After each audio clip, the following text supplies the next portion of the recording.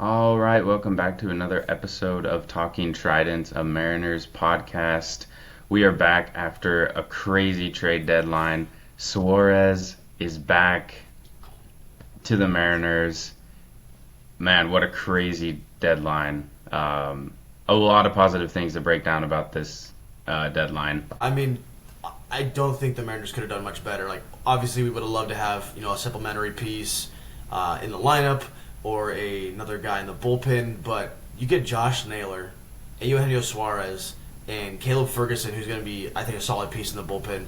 And you don't give up any of your top 9 to 10 prospects. Like, Tyler Locklear was the top guy you gave up. Awesome. Yeah. Like, I couldn't imagine that in my wildest dreams, and it's a reality now. Right. We were so far overshooting how much we would have had to Oh my gosh. give Yeah. up for Suarez and Naylor. I know we already talked about Naylor, but man, this Tyler Locklear being the headliner in the Suarez deal is shocking to me. But And I mean, Tyler Locklear, if you've been keeping up with his AAA stats recently, he has been killing it down in AAA ever since like the middle of June. Dude's been hitting the ball. He has like 16 home runs in 45 games. He did a little change with the swing. He's getting a little more elevation, and it's been really paying off. So I really hope that he has a great career. But when you look at the things from a Mariners perspective, you take that deal every single time. yeah, oh yeah, 100%.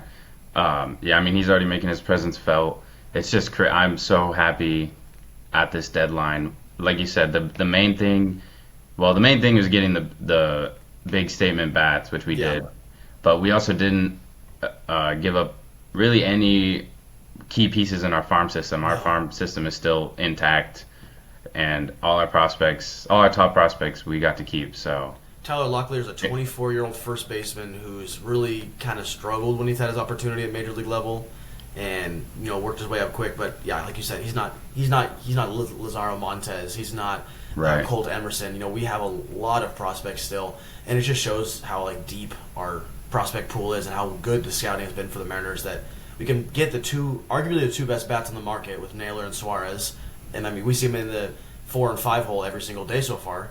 yeah, And we gave up nothing. I mean, what would you grade this deadline? I mean, I think an A minus is like the worst you can go. I mean, arguably you can say it's an A, you can say it's an A plus, especially if we make the playoffs. But as of right now, just looking at the numbers, it's an A minus in my mind. yeah. I was gonna say it's an A for me. I think like we said, we got Suarez, we got Naylor, arguably the two biggest bats available at the deadline this year. Mind you, they're rentals, but still. Yes, they are rentals, and I would love to re-sign them and everything. That's a conversation for later on. But we didn't have to give up any, other than Tyler Locklear, we didn't really give up any, key pieces for our farm system at any level. So I give it an A. I think Jerry did a great job. I think he honestly fleeced the Diamondbacks. I think. Seriously. Even there's a bunch of Diamondbacks fans all over Twitter getting all mad. They're like, well, "That's all we got? Yeah. Come on! Like Gino's having his best year. Naylor's a solid piece. Like, come on!" Literally, I think the biggest thing that just hurt them is that they're both rentals. So Yeah. I mean, there isn't like beyond this year. They weren't going to re-sign probably with the Diamondbacks anyway. So If they both came with like a year and a half of club control, I mean, we're losing Montez, we're losing Selston or Felnin. Yeah. We're losing some higher level prospects, what they would call elite prospects, top 100 prospects. But yeah, I mean, like fleece, I think is the right word. I mean, we lengthened our lineup so much for so little, and we know how prospects work. These guys could go to the Diamondbacks and become studs in the next 3-4 years. And Yeah. they could. The Diamondbacks acquired like a total of 6 pitching prospects, not including Tyler Locklear and any other hitting prospects this deadline alone. So, I mean, the Diamondbacks did what they needed to do, and the Mariners did what they needed to do. I'm just yeah. seeing Gino back in a Mariners uniform has given me so much joy, bro. Oh, I know, right? Me too.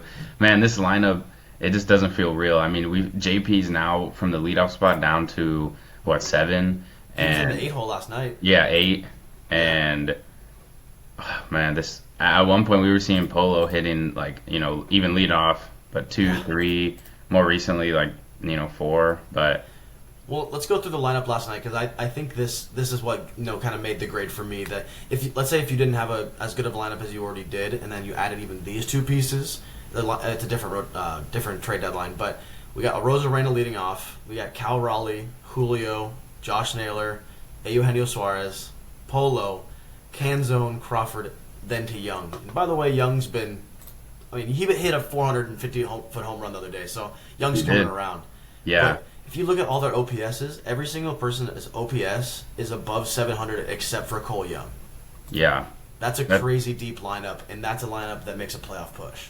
That is a crazy deep lineup, and the way Canzone is going crazy right now.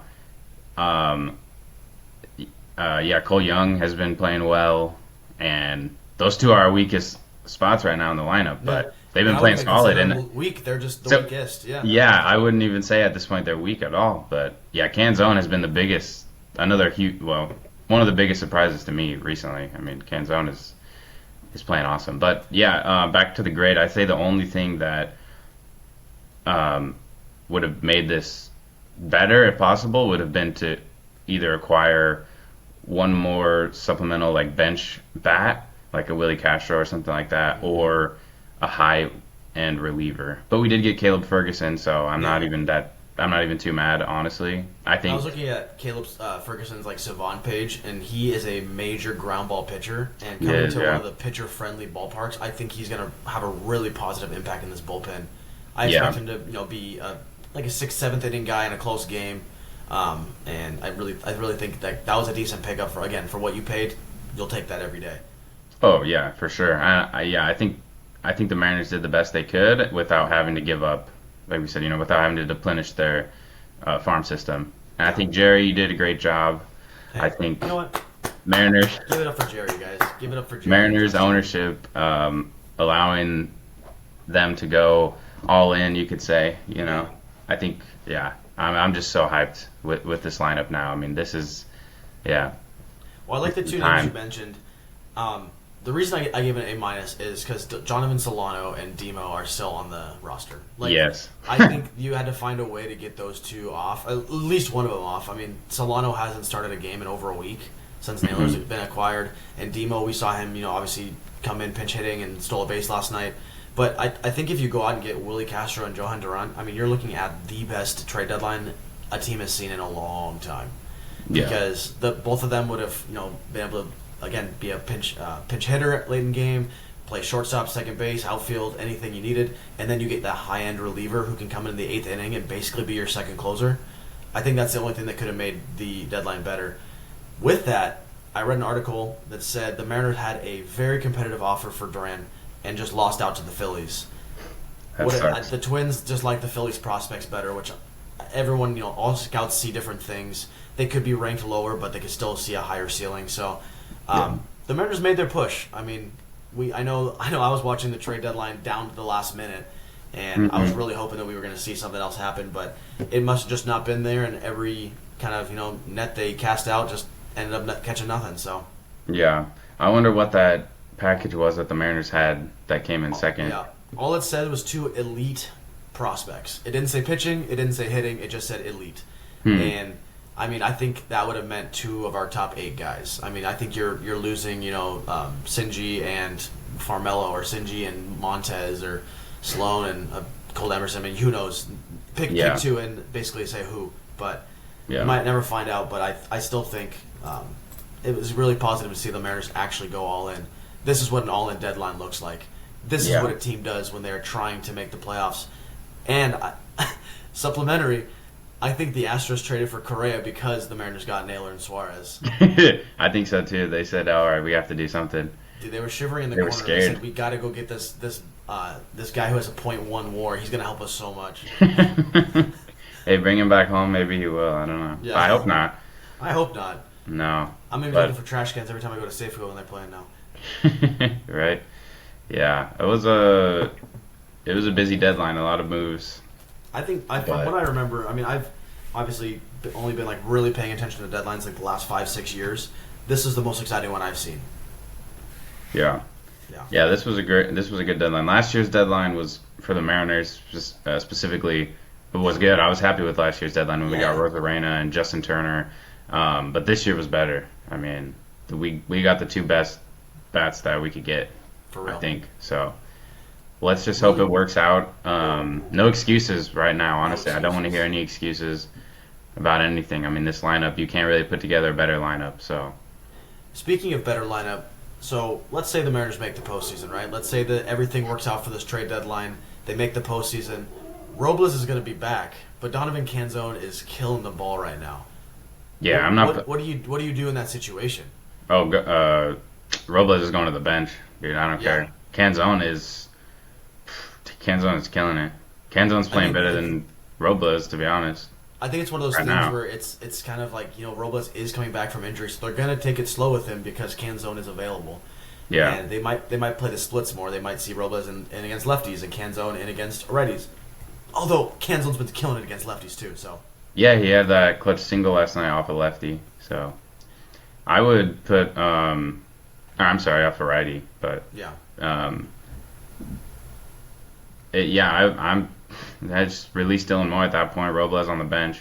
Yeah, and then Luke Raley comes back. You release Solano, and then you run into the playoffs with a bench of Garver, Mastroboni, who's a defensive guru somehow, and then Luke Raley and Victor Robles. I mean, that's a playoff bench right there. Those are players that you could see in the lineup on an everyday basis on 20 other teams. Yeah, and we're seeing them on the bench. So, the Mariners, the front office put us in a good position for playoff run, and well, here we go. Right. Yes, sir. Yeah, our bench with Raley and Robles injured right now. Our bench is honestly sucks in my opinion. They look terrible right now. Yeah, I mean, you got Solano, Demo, Garver, and Mastroboni. Mastroboni, yeah, thank you. Mastroboni, I don't know. I mean, he's like a typical bench fine. guy, right? Versatile. He can get a pinch hit off. He can run. The only thing I like about him is he's versatile. He can play multiple infield positions and I guess outfield if you need. But so that's fine for the bench. He's kind of like Dylan Moore, but Dylan Moore just sucks. So, but yeah, as long as those guys, as long as Dylan Moore and Solano, I just hope Dan Wilson doesn't do something stupid like he has this year and put up terrible lineups. Just keep Solano and Moore on the bench, and we're fine.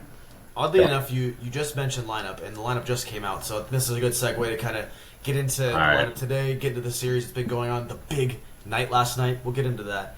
Yeah, let's do the lineup, run it down. So we got Randy in the 1, Cal 2, Julio 3, Josh Naylor 4, Suarez 5. Typical. I think that's going to be a constant the rest of the year. Good, it better be. Dominic Canzone's in the 6 hole. Whoa, okay. So Polo's out of the lineup tonight. Mitch Garver's in the 7 hole, giving Cal a rest from behind the plate, which it's inevitable. It's going to happen. Yeah, that's JP fine. 8, Cole Young 9. So wait, who's 8? JP 8, Cole Young 9. Oh, okay. Yeah, that's fine. Again, we see Dan Wilson is starting to understand that consistent lineup is a good thing. And when these guys get constant at-bats, you're going to get the results. Players like Mastroboni, Solano, and Demo, they don't need constant at-bats. They might not be able to come up clutch when you need them to, but guess what? That's why they're not starting on the team right now. So. Yeah, exactly. Yeah. All right, that's a good lineup. I like that. Yeah. Garver. Let's talk about last night's win. Man. JP Crawford. Let's go. Let's go. I know. Wow. Yeah. What a clutch home run. Walks it off. Canzone with a clutch single right before, and then JP walks it off. I was not expecting that, honestly. I saw Garver pinch hitting. He was on deck. Yeah, he was gonna come in for Cole Young, right? Yeah, and I was like, oh god, here we go. There's the game. There's the double play. Yeah, but JP proved me wrong. Man. JP's one of those guys where he's extremely clutch and comes when the team, when the good vibes are up. Good vibes only. When good vibes are up, JP makes it happen. I don't know if you saw, but last night I was out in Seattle and I was at a bar and I was watching the walk-off happen. Everyone's going crazy. And then I look on the TV and they showed a replay of the home run. You could see Gino and Cal Raleigh jumping over the dugout, the wall, to come run out there before JP even got to second base. They were extremely hyped, and the energy on this team is so amazing. And JP, man, I think that home run right there, we're gonna remember that come October. We're gonna remember that game. Yeah, I hope so. Matt, I do agree with you, though. The vibes right now are crazy. Mm-hmm. The energy is crazy. I mean, everyone is, on the Mariners is hyped right now. I agree. I think that is a huge, I don't know if you want to say turning point, but it was a huge momentum for sure. shift, I would say, for the Mariners and for this season, at least for the second half of the year. because you look at, I mean, look back at earlier this season, how many games, like even if we won, how many close games we lost, even if we won five more of those games, I mean, we're that our season's totally different. Like I know we say this all the time, but those wins, every game matters. They those do close, compound. those close losses that we've had matter. They add up. So there's so many games that we should have won, that we could have won, and if we did even a fraction of those games, we would be in such a different place right now. So I think with that walk off, even though you say, oh, it's only one game, I think it's going to be big for the second half of the season. No, I completely agree. It's just like if you switch out Ben Williamson's at bats for Eugenio Suarez at bats the whole year, and do the same with Naylor and whoever played first base, Tellez, Solano, Rayleigh, whatever. God. I mean, that gives you 3-4 more wins easily, and that's probably a low estimate. Oh, I would say close to 10, honestly, more wins if we had. Could you had. imagine right now if the Mariners were close to 70 wins because we made these moves in the offseason? Yeah. Okay, that reminds me. I was actually going to say this. I was thinking about this the other day. The Mariner, if we had this lineup this whole year, like we just said, I think that's easy, at least 10 more wins that we would have right now. But also, Mariners lost this past offseason. Mariners had a terrible offseason. Yeah, they didn't do anything. They didn't do anything. And Solano and Polanco, and mind you, Polanco's already on your team.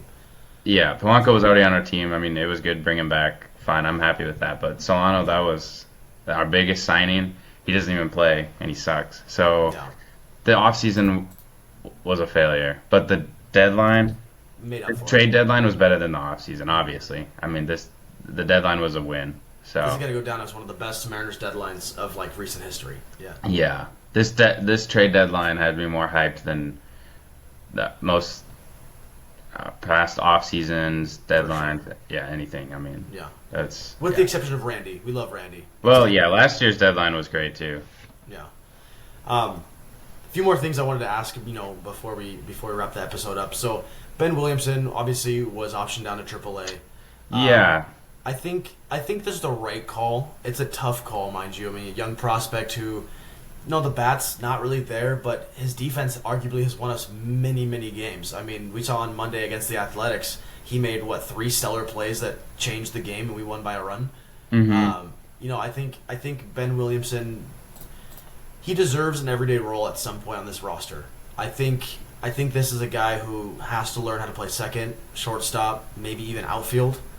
To be on your roster full time, I think his ceiling is a utility player, like a Demo in his prime, a Willie Castro, even like a Ben Zobrist back in the day from the Cubs. I feel like that's his ceiling. It was tough to see him go down, but he needs the everyday at bat. So, what did you think about that?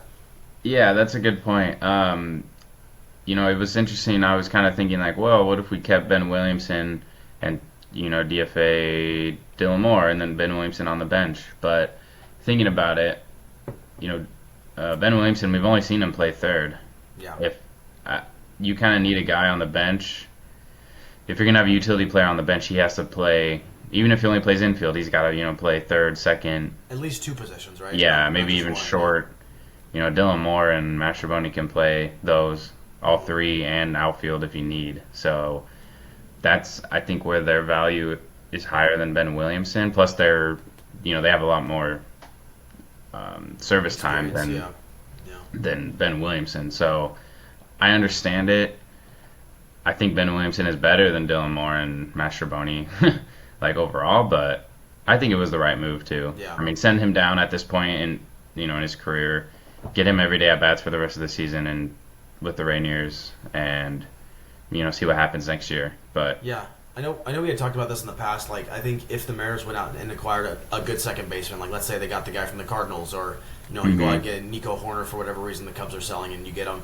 I think we could have seen a scenario where Cole Young could have been sent down in the same scenario if we were able to upgrade at that position immediately and have an immediate impact. So I think Ben Williamson just kind of was the odd man out, and that's not to say that he was bad. I don't think he was bad. Was he great? No. He was a 24-year-old player. He was brought up to the major leagues 2 years after his draft. He just was there.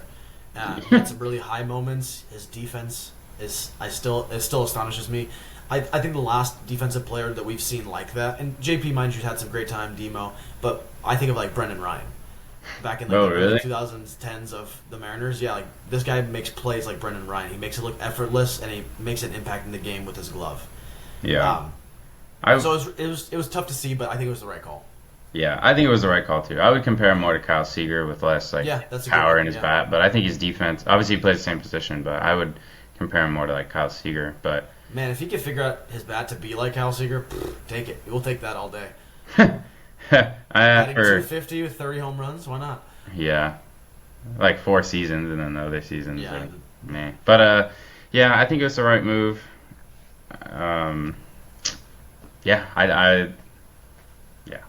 So So I got two more things for us. Let's look forward to the schedule for the rest of the year.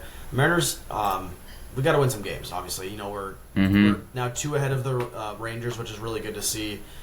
Creeping up on the Astros little by little. We got 2 more games Saturday and Sunday against the Rangers, both 1:10 start times, and then we see the White Sox coming to town and the Rays coming to town. You'll catch both of us at one of those games. I think you're going to one of the games against the White Sox. yeah, Yep, and I'll be at the Ichiro retirement ceremony night. If you guys want to say what's up, and then we see the Mariners go on a long road trip again. We got the Orioles, the Mets, and the Phillies, and obviously then after that we still got a lot of baseball going on. Still over 50 games left, but I mean there's some teams here we got to take advantage of. We gotta For sure. we gotta sweep the White Sox at very least win 2 of 3. I think the Rays trade enough players away where we can take that series, and same with the Orioles, and then we got the Mets and the Phillies. I mean, I think if you can win a majority of the games going into the Mets and Phillies series, you're putting yourself in a really good position. for sure. The rest of this homestand, like you said, 2 more games against the Rangers. We won 2 already. Great start. The Rangers are basically taking all of our players we don't want. Rowdy Tellez, Sam Haggerty. Yeah. So let's take advantage of the Rangers the next 2 games. The rest of the homestand should be easy. I mean, White Sox and Rays. Yeah. Yeah. We got to take those. The upcoming road trip is going to be tougher, but Orioles been playing terrible. So, like you said, and Mariners seem to play down or up to their opponent. So Yeah. it's happened for years, and it's still happening this year. I don't know why. Hopefully Naylor and Suarez can change the. I hope so, but it seems to happen every year. I mean, we saw it against the pathetic Athletic series.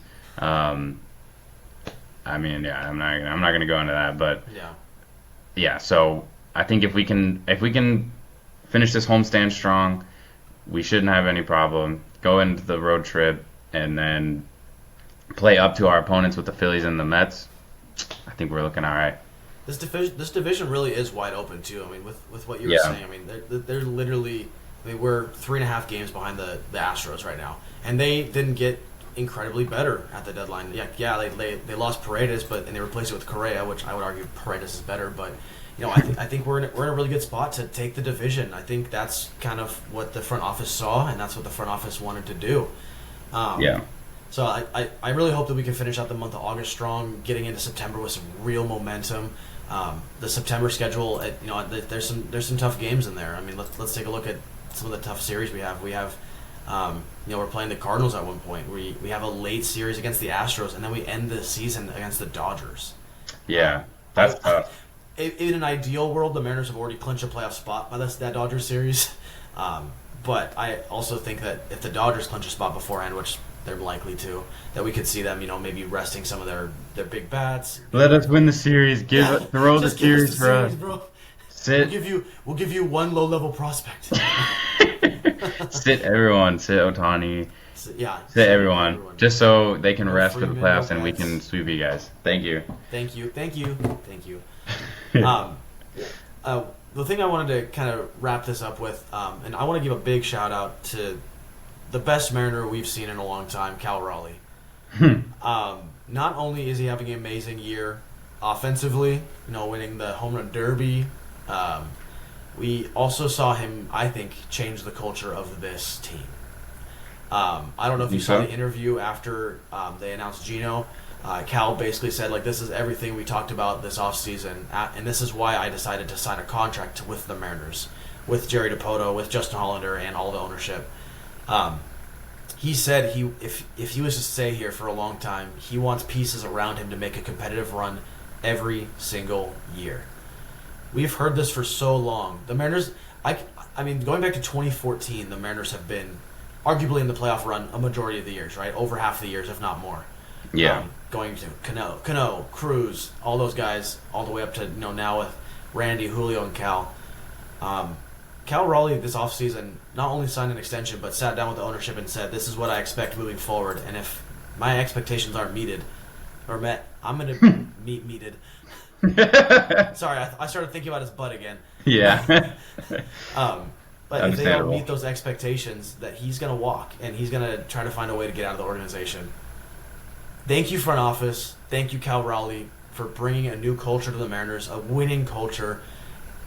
Man, it's exciting to see. We're seeing it in lifetime, like actually changes in that front office, willing to spend some money. Because in the deadline alone, they added $10 million to their pay this year, which doesn't sound like a lot. But when you account for only 50 of those games.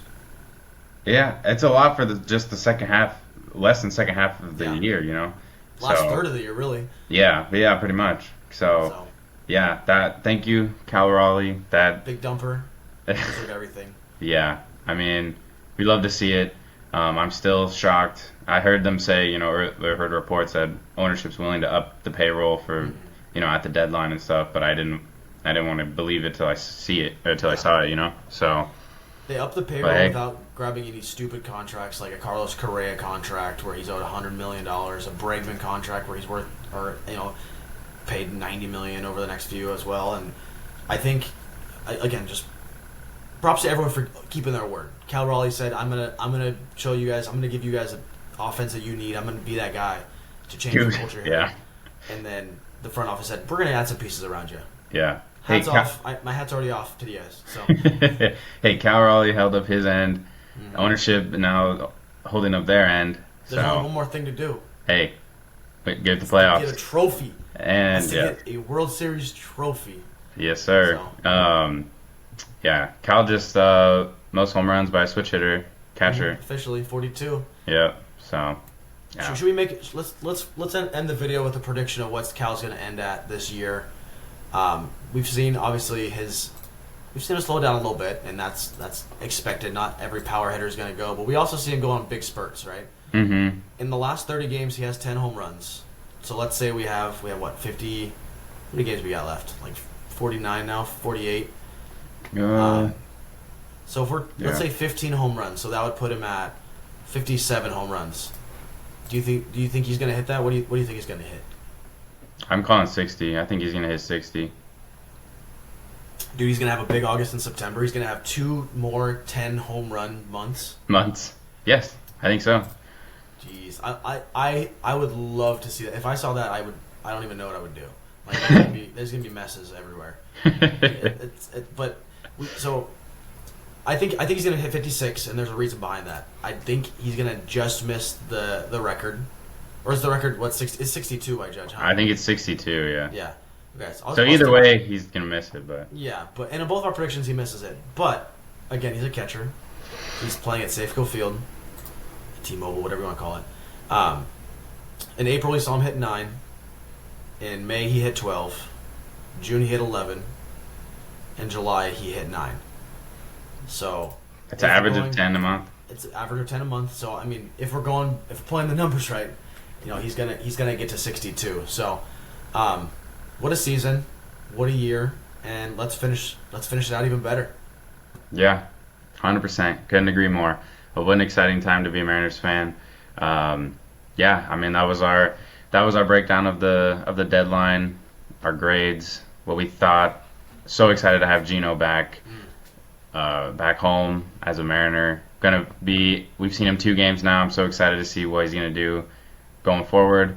Thank you guys for watching this episode of Talking Tridents, a Mariners podcast. We'll be back at you probably next week. Yeah, thanks for watching. Comment down below what you guys thought of the deadline, acquiring Suarez and Naylor. And yeah, peace.